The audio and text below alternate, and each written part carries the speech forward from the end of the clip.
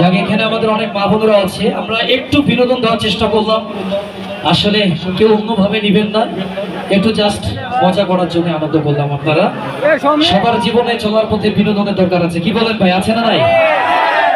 জীবনে চলতে গেলে আপনাকে আনন্দে থাকতে হবে, আর আপনি আনন্দে থাকলেই ভালো কিছু করতে পারবেন। শুধু আনন্দ না থেকে যদি আপনি সবসময় টেনশনে থাকেন, তাহলে যে আমার ভাগ্নের মতো মুখ বুঝে যাইব। হ্যাঁ, তো আমার এলাকায় এক বৌদি ছিল, এই বৌদি ছিল অনেক সুন্দর, অনেক স্মার্ট।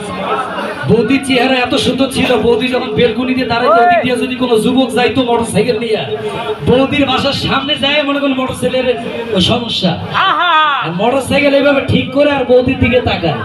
বৌদি ভালো, বৌদিকে ভালো, ও দাদা কি বাসায় আছে? ও বাসা নেই, আচ্ছা ঠিক আছে।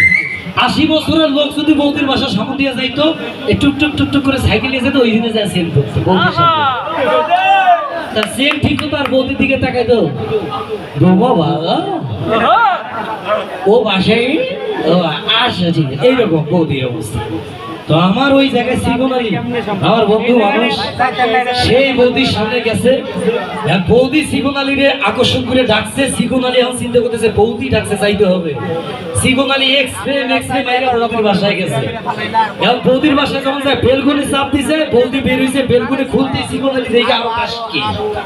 এখন সিগনালিরে রুমের মধ্যে নিয়ে গেছে, সিগনালিরে বৌদি বলতেছে ঠান্ডা খাবা নাকি গরম খাবা? সিগনালি তো পুরোই অস্থির, আজকে বৌদিকে আমি পাইছি, এই সেই, ঠিক আছে। তো সিগনালিরে কইতেছে তুমি একটু এখানে বসো, আমি তোমার জন্য খাবার নিয়ে আসতেছি। এখন সিগনালির জন্য একটা খাবার নিয়ে আসতে সিগনালির ভয়, সিগনালিরে বলতেছে এত টেনশন করতেছে কেন, জামাটা খোলো। এখন সিগনালির জামা যখন খুলে দিছে বৌদি, এখন এই জামা খোলার পরে সিগনালির অবস্থা খুবই খারাপ। জামা খুইলাই বৌদি তার দুইটা ছোট ছোট বাচ্চারে নিয়ে এসা সিগনালির বডি দেয়া করতেছে, দেখ খাবার না খাইলে এইরকম অবস্থা হইব। বিষয়টা বুঝতে পারছে? তো বিনোদন হচ্ছে মনের খোরাক। আপনি যতই কামাই করেন, যতই ঝাপাঝাপি করেন না কেন, আপনার মন যদি ঠিক না থাকে, আপনার মনে যদি আনন্দ না থাকে, ভালো লাগবে ভাই কোনো কিছু? তো আমরা কিন্তু প্রয়াস নিব।